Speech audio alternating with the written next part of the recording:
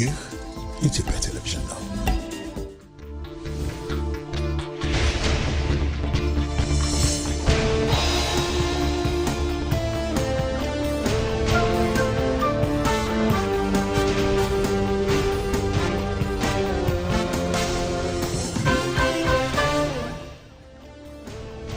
ጤና ይስጥልን። ሰላም በኢትዮጵያና በመላው ዓለም ያላችሁ ተጋታዮች እንደምን ቆያችሁ? 2 ሰዓት ነው አሁን እዚህ አዲስ አበባ ከሚገኘው የኢቢሲ ዋናው ስቱዲዮ በቀጥታ ስርጭት የምትከታተሉት የዛሬ ማክሰኞ ምሽት ቲቪ 57 ተመልሷል።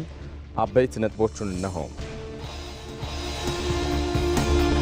በምስራቅ ሐረርጌ ዞን ከሺህ ዓመታት በፊት የነበሩ ዋሻዎች ኢትዮጵያ ገና ታውቆና ተዝቆ የማያልቅ ታሪክና ሀብት እንዳላት ማሳያ ስለመሆናቸው ጠቅላይ ሚኒስትር አብይ አህመድ ገለጹ። ኢትዮጵያ ሊገዳደሯት የሚነሱ ኃይሎችን ማሳፈር የምትችልበትን ሁለንተናዊ ወታደራዊ አቅምን ገንብታለች።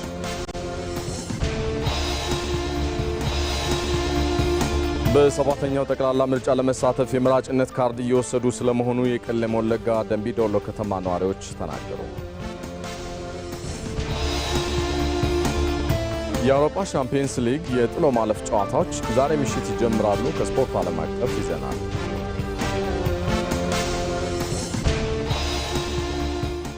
ሰለሞን ኃይለ ኢየሱስ ነኝ። የተወደዳችሁ ዘገባዎችን እየተከታተላችሁ አብራችሁን እንድትዘልቁ ጋብዛለሁ። ኢትዮጵያችን በቴክኖሎጂ የታገዙ የነገ መፍትሄዎችን ትሻለች። እርስዎ ሶፍትዌር አልሚ ኖት ወይስ የሃርድዌር ኢንጂነር ወይንስ ደግሞ የመረጃ ሳይንቲስት? በኤአይ፣ በፋይናንስ፣ በጤና ወይስ በግብርና በየትኞቹ ዘርፎች ለሀገራዊ ችግሮች የዲጂታል መፍትሄን አስበዋል? የኢትዮጵያ ብሮድካስቲንግ ኮርፖሬሽን የፈጠራ ሐሳቦ ወደ ስኬታማ ቢዝነስ የሚቀየርበትን ታላቅ መድረክ አዘጋጅቷል። ከባለ ሀብቶችና ከአጋር ተቋማት ጋር እናገናኘዎታለን። የቴክኖሎጂ ሐሳቦትን እንሸልማለን። ዕድሜው ከ15 ዓመት በላይ ከሆነ በግል ወይም በቡድን በመሆን አሁኑኑ ይመዝገቡ። ሀገራዊ ችግሮችን በቴክኖሎጂ ይፍቱ። እርሶም የዓመቱ ቴክኖሎጂስት ይሆኑ። የኢቢሲ የቴክኖሎጂ ስታርታፕ የፈጠራ ውድድር ለኢትዮጵያ የፈጠራ ስነ ምህዳር በር ከፋች። ማሳሰቢያ፣ ተሳታፊዎች በግል ወይም ከ3 እስከ 6 አባላት ባለው ቡድን መቅረብ ይችላሉ። በዋናነት ሶፍትዌር ላይ ያተኮሩ እንደ ኤአይ፣ አይኦቲ እና ኢኮሜርስ ያሉ የዲጂታል ቴክኖሎጂዎችን ለውድድር ይዞ መቅረብ ይቻላል። ምዝገባው ለዚሁ ተብሎ በተዘጋጀው ethio-startup.ebc.org.ኢቲ ላይ መመዝገብ ይችላሉ። ያለን ቦታ ውስን በመሆኑ ቀድመው አሁኑኑ ይመዝገቡ። ኢትዮ ስታርታፕ።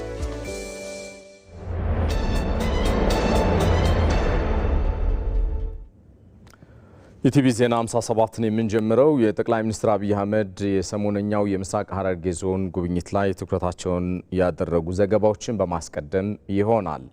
ጠቅላይ ሚኒስትር አብይ አህመድ በምስራቅ ሐረርጌ ዞን ከሺህ ዓመታት በፊት የነበሩ ዋሻዎችና ሌሎች በርካታ የተፈጥሮና ሰው ሰራሽ የቱሪስት መስህቦችን ጎብኝተዋል። ጠቅላይ ሚኒስትሩ በዞኑ የነበራቸውን ቆይታ በተንቀሳቃሽ ምስል አስቀርተናል። ተከታተሉትና እንመለሳለን።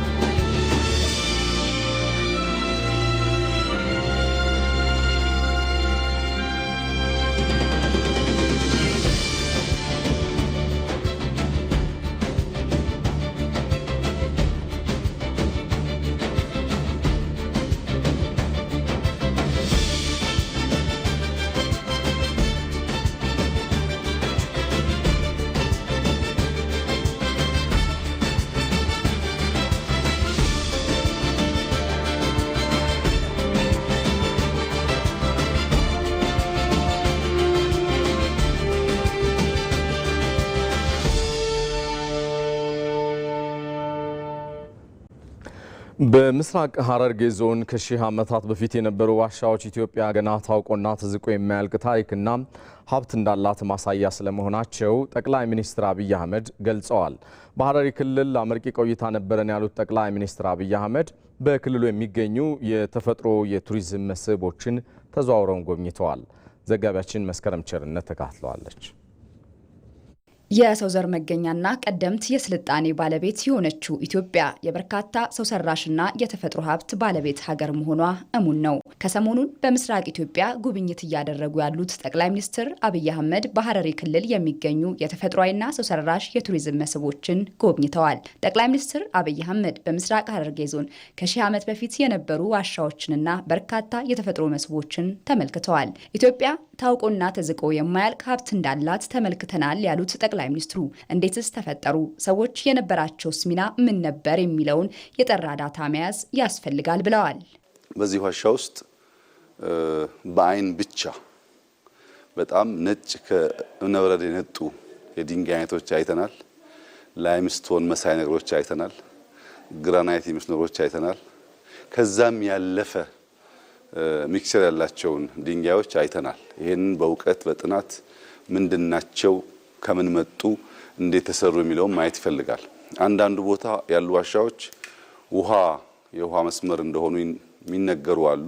ግን ይሄኛው እንደምታዩት የውሃ መስመርም አይደለም። እንዴት ተፈጠረ፣ እንዴት ተሰራ፣ ሰዎች ምን ሚና ነበራቸው የሚለውን ሙያተኞች በግርድፍ ሳይሆን በእውቀት እና በጠራ ዳታ ማጥናት ይኖርባቸዋል። ግን ምስራቅ ሐረርጌ የገባኝ ነገር መሰረተ ልማት ከፍተኛ ችግር ቢሆንም ብዙ ዋሻዎች፣ የዱር ፈረሶች፣ ዝሆኖች፣ የተተከሉ ድንጋዮች በብዛት የሚታዩበት፣ ፍልውሃዎች ያሉበት ይሄ ሶማሌ ሐረሪን ጨምሮ ያለው ቀጠና መሰረተ ልማት ቢሰራለት ብዙ ሊመረመሩ ሊታዩ የሚችሉ ሀብቶች እንዳሉ መገንዘብ ችያለሁ። በዞኑ የመሰረተ ልማት ችግር ቢኖርም በአካባቢው ያሉትን ሀብቶች ማጥናትና መለወጥ ከተቻለ የዜጎችን ሕይወት ማሻሻል የሚያስችል አቅም እንዳለ አመላካች መሆኑን ነው የተናገሩት። የዛሬው እይታ ከመስማት የዘለለ እውቀት ለመፍጠር ነው።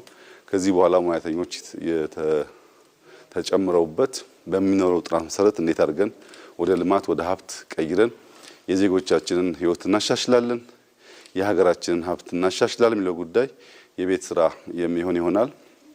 ትናንት በሐረሪ ክልል የነበረን ቆይታ እጅግ አመርቂ ነበር ማለት ይቻላል። ጀጎልን አይተናል። ጀጎል አምና ካየነው በእጅጉ ተሻሽሏል፣ በእጅጉ አምሯል። ለማየት ለሚሹ ሰዎች የተሻለ ስፍራ ሆኖ ተሰርቷል። ቀሪ ስራዎች አሉ በሚቀጥለው ጊዜ የሚሰሩ። ግን ሐረር ወደ ነበረ ስሟ፣ ወደ ነበረ ክብሯ፣ ወደ ነበረ ገናናነቷ የመመለስ ጉዞ እንደጀመረች ያመላክታል። ኢትዮጵያን በራስ አቅምና ልክ መረዳትና ማወቅ እንደሚገባ የገለጹት ጠቅላይ ሚኒስትሩ የዳታ ሉዓላዊነት ያስፈልጋል፣ ሀገርን መቀየር የሚቻለውም በራስ ዳታ ተመርኩዞ በሚወጣ ፖሊሲ መሆኑን ጠቅሰዋል።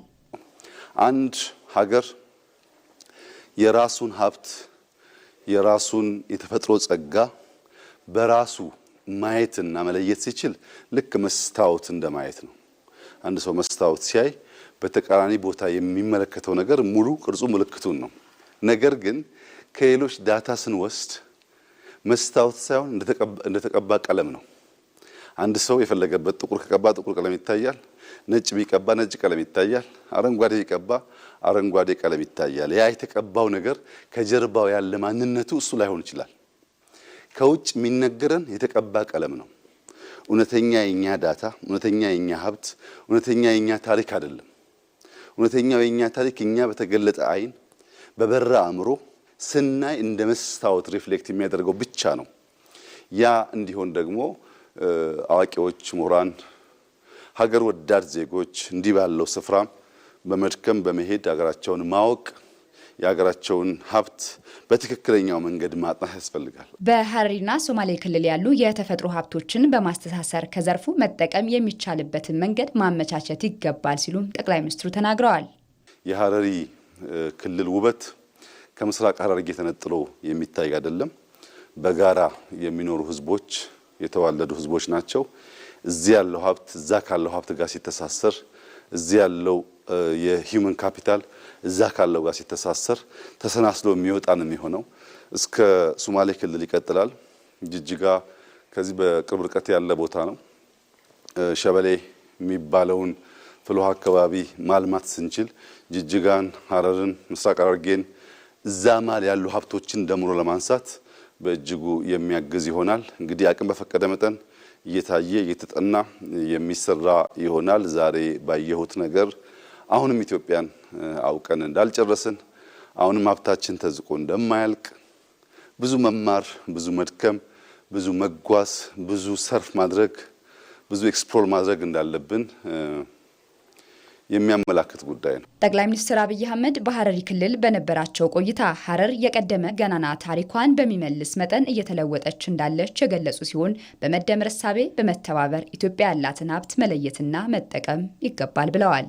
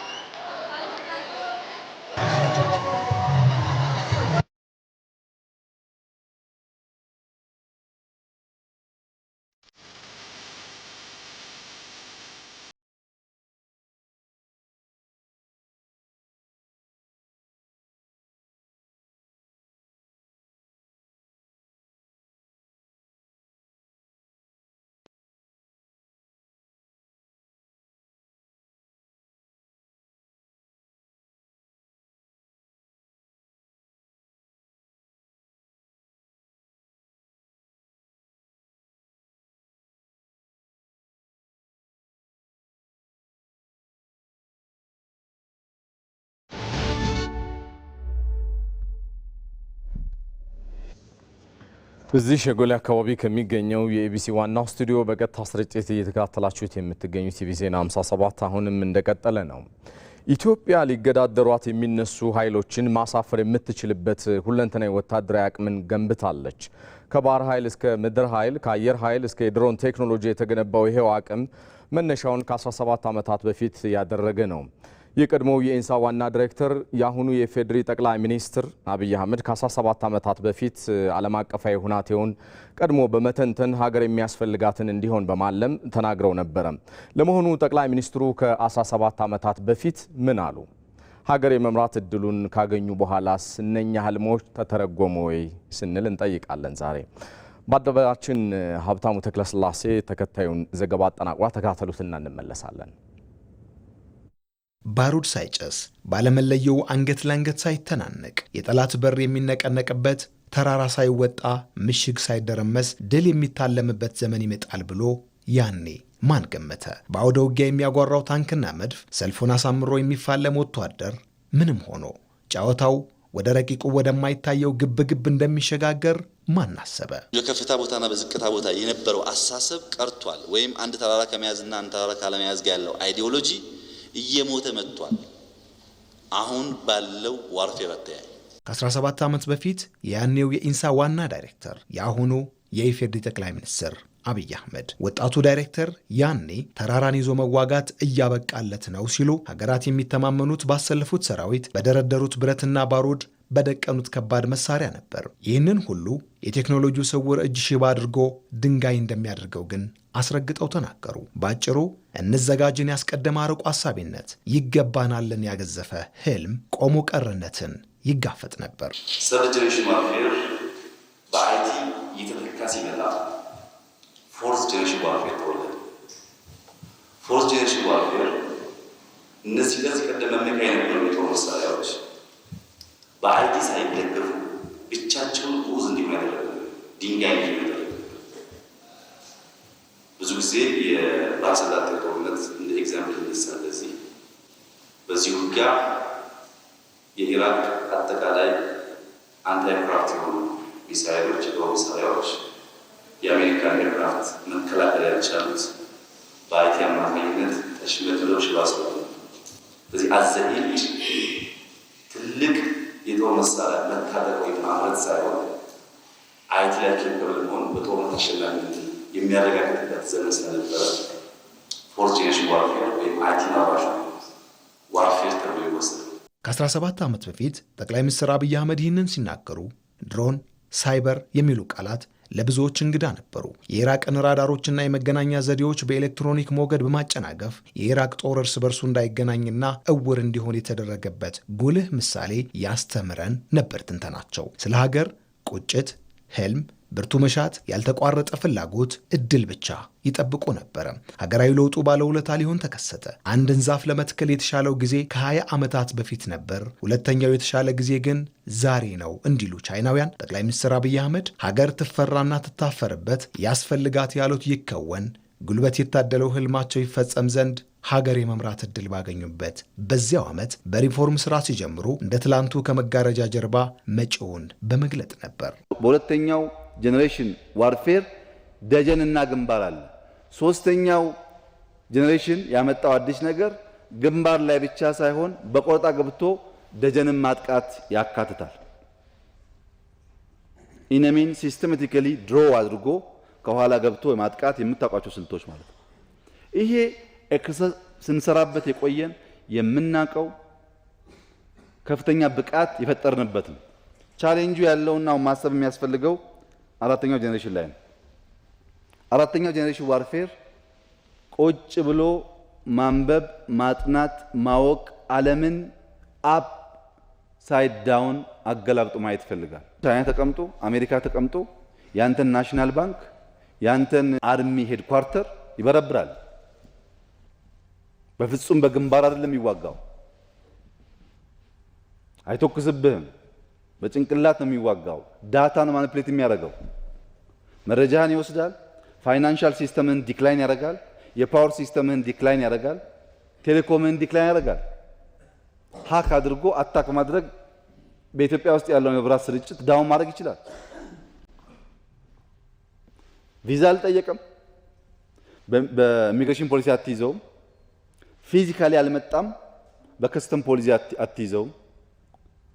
ፕሪያታኩ እንደ ፊዚካል አታክ መረጃ ሰብስበህ አናላይዝ አድርገህ የምታውቀው ጉዳይ አይደለም።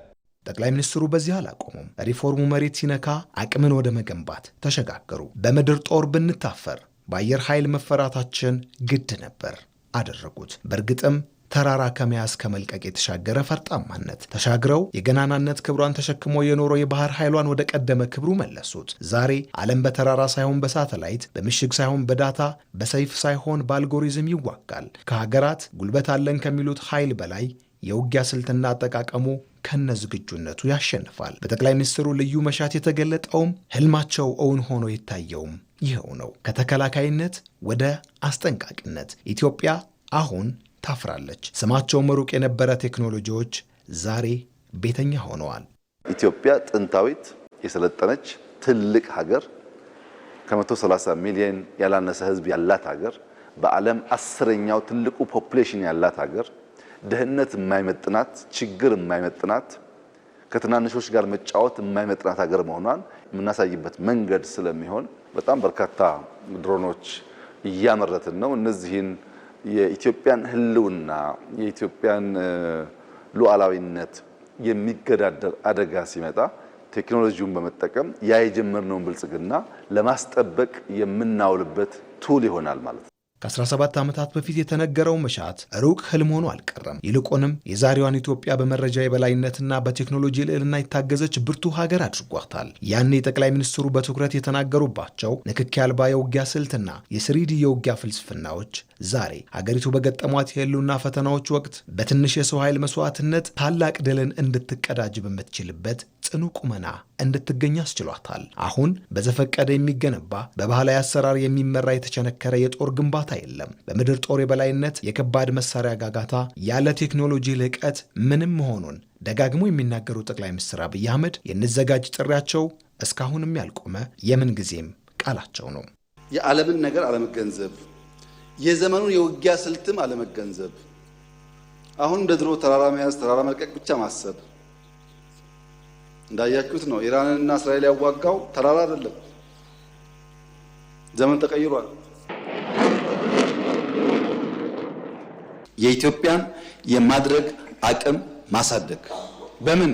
በኢኮኖሚ እድገት፣ በተቋም ግንባታ ክቡራትና ክቡራን ከዚህ ለውጥ ጊዜ ለውጡ ሲመጣ የኢትዮጵያ አየር ኃይል አንድ ቢጫ ሄሊኮፕተር ብቻ ነው አየር ላይ ማብረር የሚችለው። የተቀረው ግራውንድ ሆኗል። ዛሬ በተለያየ ስም የሚጠሩ ከመቶ በላይ አውሮፕላኖች የኢትዮጵያ አየር ኃይል አሉ። ከመቶ በላይ ሰምታችኋል። ከመቶ በላይ ለምንድን ነው ተቋምን ገነባው ያላችሁ እንደሆነ ባንዳው ከማቁሰል አያልፍም። ዝግጅቱ ለቁስል ሳይሆን ምሰሶ የሚገዳደሩ ኃይሎች ከመጡ ኢትዮጵያን ለማጽናትና ለማስቀጠል ነው።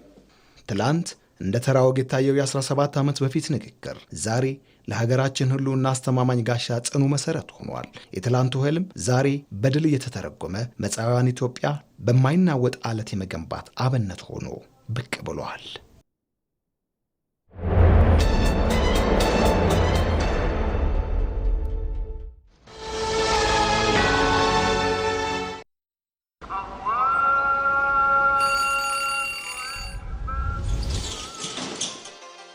እነሆ ቸርነትና መተሳሰብ የሚጸናበት አንድ ሆነን የፈጣሪን ምሕረት የምንጠይቅበት ካለን አካፍለን አብሮነታችንን የምናጠናክርበት ልቦች የሚራሩበት እጆች የሚዘረጉበት የምንናፍቀው የረመዳን ወር መጣ።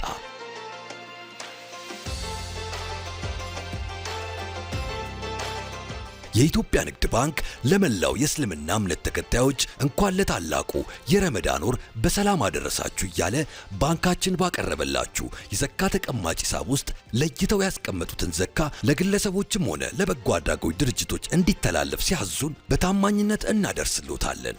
እርሶም የዘካ ተቀማጭ ሂሳብን በመክፈት ግዴታውን ያለ ድካም ይወጡ።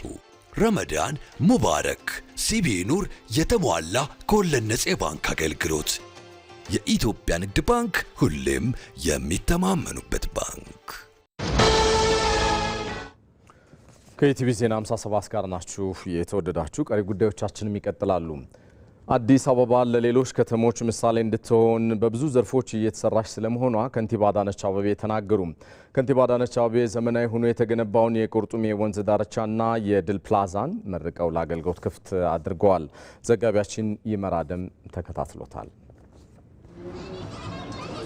በውበት ላይ ሌላ ውበት፣ በማራኪ ገጽ ላይ ሌላ አዲስ መልክ። ከተማዋን እንደ ስሟ መጠሪያ የማድረግ በቁጭት ለለውጥ የተነሱ ብርቱ እጆች አዲስ ገጽታን ማጎናጸፍን ቀጥለውበታል። ዛሬ አዲስ አበባ ከዲፕሎማሲ ማዕከልነት ባለፈ የምቾት የዘመናዊነትና የኩራት ምንጭ ሆና በከፍታ ላይ ናት። መዲናዋ አዲስ አበባ በዘመናዊነትና በተፈጥሮ ውበት መካከል ያለውን ስምምነት የምታሳይበት ሌላ ምዕራፍን ከፍታለች። ለከተማዋ ተጨማሪ ድምቀትና ግርማ ሞገስ ሆኖ በዘመናዊ መልኩ የተገነባውን የድል ፕላዛና የቁርጡሜ የወንዝ ዳርቻ ልማት በከንቲባ አዳነች አቤቤ ተመርቆ ለአገልግሎት ክፍት ሆኗል።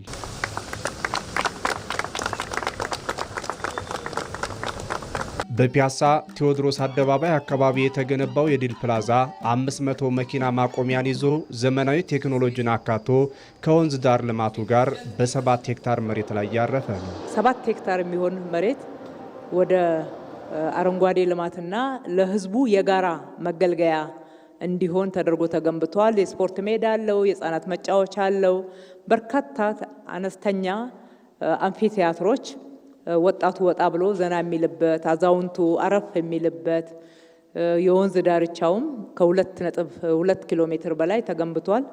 ወደ ማዶ ወደ ጥቁር አንበሳ የሚሻገረውም መንገድ ኮኔክቲቪቲው ጥሩ ተደርጎ ተሰርቷል። ድልድይም ተሰርቶለታል ማለት ነው። የያዘው ልማት በጣም ሰፊ ነው።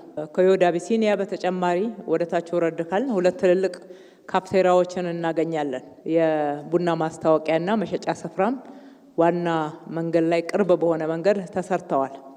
እንግዲህ በአጠቃላይ ኢኮኖሚያዊ ፋይዳው ትልቅ ነው ማለት ነው። ከፕላዛው ጎን ለጎን የተከናወነው የቁርጡሜ የወንዝ ዳርቻ ልማትም መንፈስን የሚያድስ የሰላም ማረፊያ ሆኗል። በአካባቢው ይፈስ የነበረው መጥፎ የወንዝ ገጽታው ተቀይሮ ዳርቻው በአረንጓዴ ተክሎችና በእግረኛ መንገዶች ተውቦ ማየት ላይን ይማርካል። ይህ አይነቱ ገጽታ ደግሞ የአዲስ አበባ ከተሜነት መለያዋ ነው። ስለ ከተሜነት ስናወራ ከተሜነት እንደው በራችንን ዘግተን በየግል መኖሪያ ቤቶቻችንና ቢዝነሳችን ህንፃ ውስጥ ብቻ የምንኖርበት አይደለም። ከተሜነት ጽዳት፣ ከተሜነት ውበት፣ ከተሜነት አረንጓዴ ልማት፣ ከተሜነት ጽዱ ጤናማ የመኖሪያ አካባቢ ነው። ለመኖር ምቹ የሆነ ከተማ የምንለው ይህን ሲያሟላ ነው።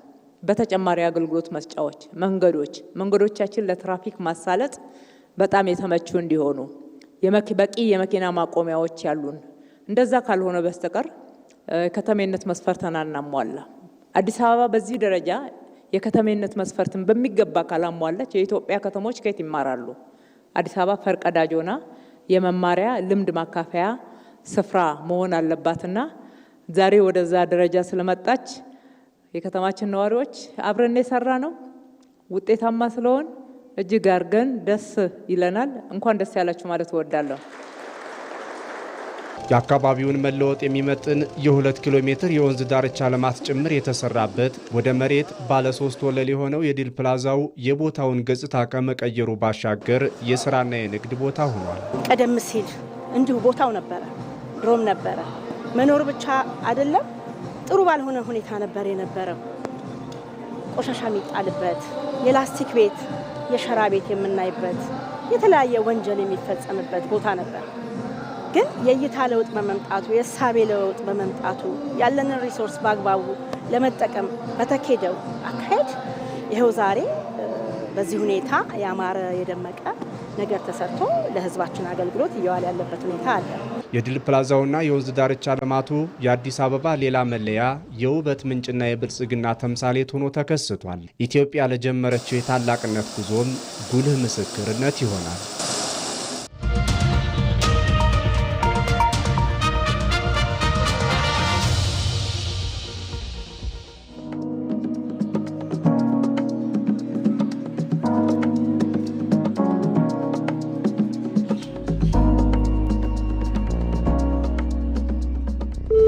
ሰባተኛው ጠቅላላ ምርጫ የፖለቲካ ፓርቲዎች የክርክር መድረክ በየትኛው መመዘኛ ነው ብልጽግና ፓርቲ ላለፉት 7 ዓመታት ኢትዮጵያን በቱሪዝም እድገት ያመጣው? እኛ የማናውቃት እናንተ ብቻ የምትኖሩባት ኢትዮጵያ አለች ወይ? የብልጽግና ኢትዮጵያ የተለየች ናት።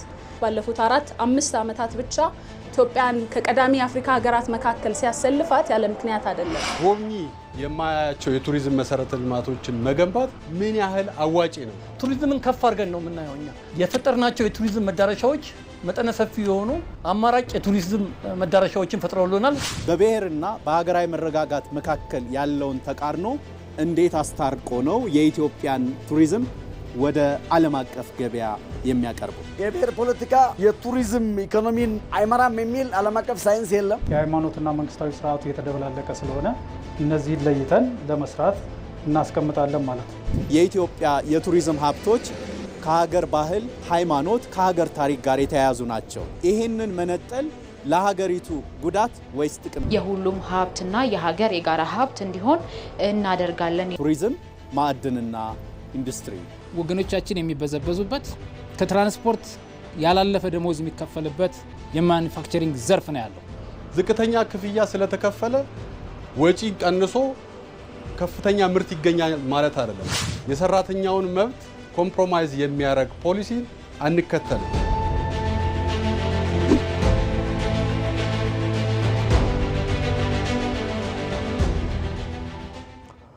ተመልሰናል። ኢቲቪ ዜና 57 እንደቀጠለ ነው። በሰባተኛው ጠቅላላ ምርጫ ለመሳተፍ የምራጭነት ካርድ እየወሰዱ ስለመሆኑ የቄለም ወለጋ ደንቢዶሎ ከተማ ነዋሪዎች ተናገሩ። ነዋሪዎቹ ለምርጫው ስኬት የበኩላቸውን አስተዋጽኦ ለማበርከት ዝግጁ ስለመሆናቸውም ነው የገለጹት። ዛህራ መሐመድ በቄለም ወለጋ የሰፈነው ሰላም ነዋሪዎች በተለያዩ የልማት ስራዎች ላይ እንዲያተኩሩ እንዲሁም ዲሞክራሲያዊ መብቶቻቸውን በአግባቡ እንዲጠቀሙ እያስቻለ ነው። በቄለም ወለጋ ዞን የደንቢዶሎ ከተማ ነዋሪዎችም በሰባተኛው ጠቅላላ ምርጫ የሚፈልጉትን ፓርቲ ለመምረጥ የመራጭነት ካርድ መውሰዳቸውን ተናግረዋል። ፍለኖ ቢዮሌሳ ኢትዮጵያ ባሲቲ ወጋሸንሸኒን ኡመቲ ናፍታ ቢየከን ሂምቡሻ ከንጀደሙ የኢትዮጵያ ምርጫ ቦርድ ባስቀመጠው እቅድ መሰረት ዜጎች በየ5 ዓመቱ ይበጀኛል የሚለውን ፓርቲ እንዲመርጡ ተደርጓል። በዚሁ መሰረት ለቀጣይ ዓመታት የሚያስተዳድረንን ፓርቲ ለመምረጥ የመራጭነት ካርዴን ወስጃለሁ። ሰባተኛው ጠቅላላ ምርጫ ጥሩ እንደሚሆንም ተስፋ አድርጋለሁ። እኔ በበኩሌ ካርድ ወስጄ ለምርጫ ተዘጋጅቻለሁ። ከምርጫው ጎን ለጎን ሰላማችንን በመጠበቅ ምርጫው የተሻለ እንዲሆን እያደረግን እንገኛለን። የኢትዮጵያ ብሔራዊ ምርጫ ቦርድ ግንቦት 24 ቀን 2018 ዓ.ም ለሚያካሂደው ጠቅላላ ምርጫ ነዋሪዎቹ ህገ መንግስታዊ የመምረጥ መብታቸውን ለመጠቀም የሰፈነው ሰላም እያገዛቸው ስለመሆኑም ይገልጻሉ። ፍለኖ መርሳቶር በፋቶን ሰባተኛው ጠቅላላ ምርጫ ለኛ ትልቅ ድል ነው። ለመምረጥ መዘጋጀታችን አስደስቶኛል። ከዚህ ቀደም የነበረው የሰላም ችግር ይታወቃል። አሁን የሚሆነንን መንግስት ለመምረጥ እድል ማግኘታችን ቀላል ነገር አይደለም። ነዋሪዎቹ ለቀጣዮቹ 5 ዓመታት የሚመራቸውን የፖለቲካ ፓርቲ በነጻነት ለመምረጥ ዝግጅት እያደረጉ መሆናቸው ተገልጿል። መረጃው የቄለም ወለጋ ዞን ኮሚኒኬሽን ጽህፈት ቤት ነው።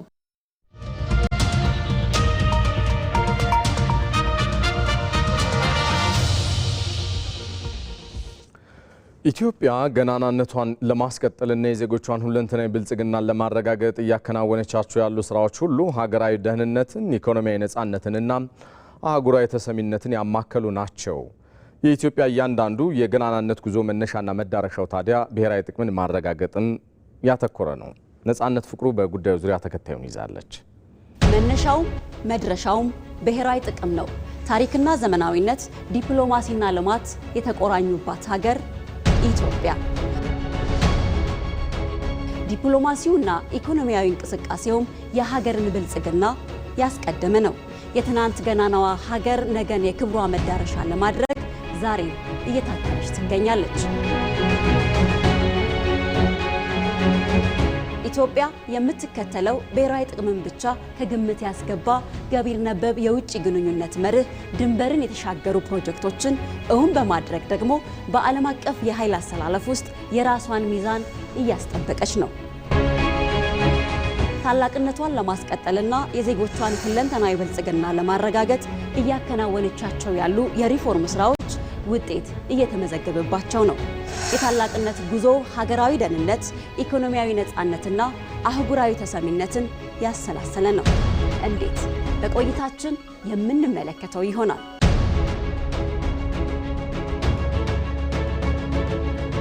የኢትዮጵያ ገናናነት ከጥንታዊ ስልጣኔዋና ለጥቁር ሕዝቦች ኩራት ከሆነው የአድዋ ድል ይመዘዛል።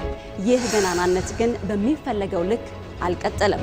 የብሔራዊ ጥቅም እሳቤ በሚፈለገው ልክ በመሪዎችም ሆነ በህብረተሰቡ ዘንድ አለመቀንቀኑ ደግሞ እንደ ምክንያት ይነሳል። የዚህ ዘመን ልዕልና ሁለንተናዊ ብልጽግና እንደመሆኑ ብሔራዊ ጥቅም ዋነኛ ምሰሶ ይሆናል። ለዛም ነው መነሻውም መድረሻውም ነው ያልነው። በርካታ ዲፕሎማሲያዊ ድሎችን የተቀናጀችው ኢትዮጵያ የብሪክስ አባልነቷ ከብዙ ስኬቶች ውስጥ አንድ ተብሎ የሚመዘዝ ነው። አዲስ ተሰሚነትን፣ የኢኮኖሚ አማራጭን ይዞ የመጣ ድል። ብሪክስን መቀላቀል የሆነኛው ጎራ አባል የመሆን ፍላጎት ማስፈጸሚያ ብቻ አድርጎ ማሰብ ታዲያ ሞኝነት ነው። የአፍሪካ የፖለቲካ መዲና እንደመሆኗና በፍጥነት የሚያድግ ኢኮኖሚ የያዘች ሀገር ድምጿን ከፍ አድርጎ ለማሰማት እንደ አንድ አማራጭም ይቆጠራል።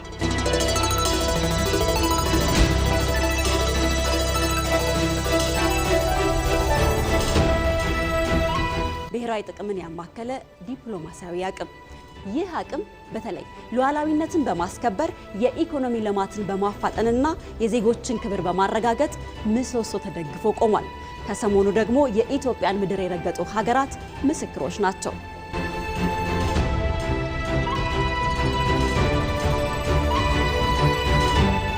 ሁሌም የዲፕሎማሲ ድል ከውስጥ አቅም ይመነጫል። ታላቁ የኢትዮጵያ ህዳሴ ግድብን እውን ማድረግ ደግሞ አንዱ የውስጥ አቅማችንን ለዓለም ያስተጋባ ማሳያ ነው። ቁርጠኝነታችንን ከመናገሩ ባለፈ በኤሌክትሪክ ኃይል ቀጠናውን ለማስተሳሰር ትልቅ እድልን ፈጥሯል። ሌላው የውስጥ አቅም ማድረግ ማሳያ ደግሞ ከስንዴ ተደጓሚነት ወደ ላኪነት የመሸጋገር አብዮት ነው።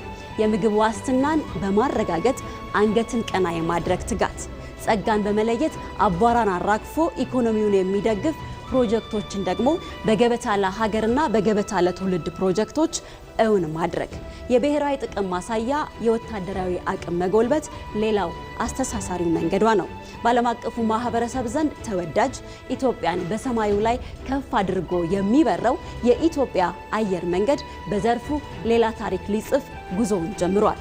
ስኬታማ የዲጂታላይዜሽን ጉዞ ከተሜነትን እውን ያደረጉ የኮሪደር ልማት ስራዎች ከአንድም 2-3 ሜጋ ፕሮጀክቶችን ማሳካት አንዱን ጨርሶ ሌላ የመጀመር ያልተቋረጠ ቁርጠኝነት እንደ ብሔራዊ ጥቅም ማሳያ ተደርጎ ይወሰዳል። ይህ ብሔራዊ ጥቅምን በማስቀደምና ለዛ ብቻ በመስራት የሚመጣ የልዕልና መገለጫ ነው። የአፍሪካ የብልጽግና ተምሳሌት በመሆን የሚደመደም የስኬት ጉዞ።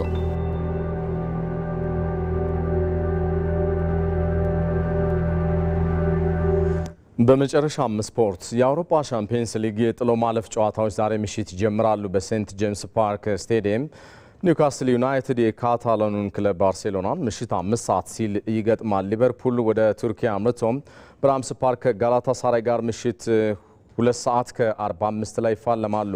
ሊቨርፑል በዘንድሮ የሻምፒየንስ ሊግ የዙር ጨዋታ በጋላታሳራይ 1-0 መሸነፉ የሚታወስ ቢሆንም አሰልጣኝ አርነ ስሎት ግን ከጨዋታው በፊት በሰጡት መግለጫ ቡድናቸው ለማሸነፍ ዝግጁ መሆናቸውን ተናግረዋል። ምሽት 5 ሰዓት ላይ ባየር ሚዩኒክ ወደ ጣሊያን አምርቶ ከአታላንታ ጋር ይጫወታል።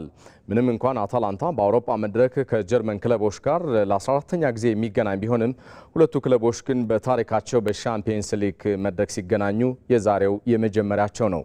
በሌላ በኩል በውጤት ቀውስ ውስጥ የሚገኘው ቶትናም ሆትስፐር ወደ ስፔን አቅንቶ ከአትሌቲኮ ማድሪድ ጋር በተመሳሳይ ምሽት 5 ሰዓት ላይ የሚጫወቱ ይሆናል።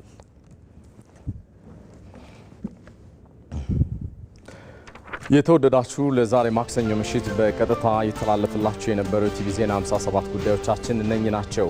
በያላችሁበት ቲቪሲን ምርጫችሁ አድርጋችሁ አብራችሁን ስለዘለቃችሁ አብዝቶ ነው ደስ የሚለን። እኔ ሰለሞን ኃይለ ኢየሱስ ነኝ። በያላችሁበት ሰናይ ምሽት ይሆን።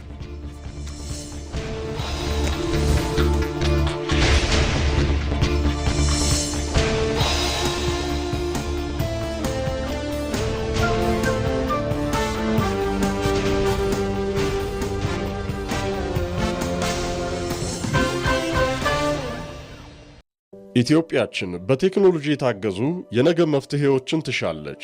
እርስዎ ሶፍትዌር አልሚ ኖት ወይስ የሃርድዌር ኢንጂነር ወይንስ ደግሞ የመረጃ ሳይንቲስት? በኤአይ፣ በፋይናንስ፣ በጤና ወይስ በግብርና በየትኞቹ ዘርፎች ለሀገራዊ ችግሮች የዲጂታል መፍትሄን አስበዋል? የኢትዮጵያ ብሮድካስቲንግ ኮርፖሬሽን የፈጠራ ሐሳቦ ወደ ስኬታማ ቢዝነስ የሚቀየርበትን ታላቅ መድረክ አዘጋጅቷል። ከባለ ሀብቶችና ከአጋር ተቋማት ጋር እናገናኘዎታለን። የቴክኖሎጂ ሐሳቦትን እንሸልማለን። ዕድሜው ከ15 ዓመት በላይ ከሆነ በግል ወይም በቡድን በመሆን አሁኑኑ ይመዝገቡ። አገራዊ ችግሮችን በቴክኖሎጂ ይፍቱ። እርሶም የዓመቱ ቴክኖሎጂስት ይሆኑ። የኢቢሲ የቴክኖሎጂ ስታርታፕ የፈጠራ ውድድር ለኢትዮጵያ የፈጠራ ስነ ምህዳር በር ከፋች። ማሳሰቢያ፣ ተሳታፊዎች በግል ወይም ከ3 እስከ 6 አባላት ባለው ቡድን መቅረብ ይችላሉ። በዋናነት ሶፍትዌር ላይ ያተኮሩ እንደ ኤአይ፣ አይኦቲ እና ኢኮሜርስ ያሉ የዲጂታል ቴክኖሎጂዎችን ለውድድር ይዞ መቅረብ ይቻላል። ምዝገባው ለዚሁ ተብሎ በተዘጋጀው ethiostartupebc.org.ኢቲ ላይ መመዝገብ ይችላሉ። ያለን ቦታ ውስን በመሆኑ ቀድመው አሁኑኑ ይመዝገቡ። ኢትዮ ስታርታፕ